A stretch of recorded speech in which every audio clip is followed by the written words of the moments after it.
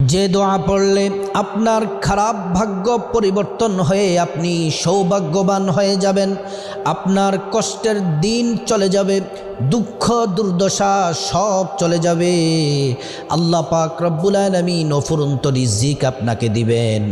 রাসূল করিম সাল্লাল্লাহু আলাইহি ওয়াসাল্লাম বললেন, বুখারী শরীফের 6347 নম্বর হাদিসে দোয়াটি বলছেন, দোয়াটি বললে আপনার ভাগ্য পরিবর্তন হয়ে যাবে, ধন দৌলতের অভাব হবে না।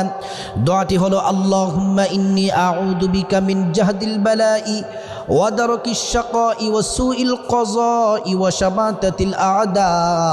এই দোয়াটি যদি আল্লাহর উপর পূর্ণ তাওয়াক্কুল রেখে যদি পড়তে পারেন, আপনার পরিবারের সদস্যরা যদি পড়তে পারে, অতি দ্রুত সময়ে আপনি সৌভাগ্যবান হয়ে যাবেন। ধন দৌলত টাকা পয়সার আল্লাহ তাআলা কোনো কিছুর অভাব আপনাকে দিবেন না। আপনি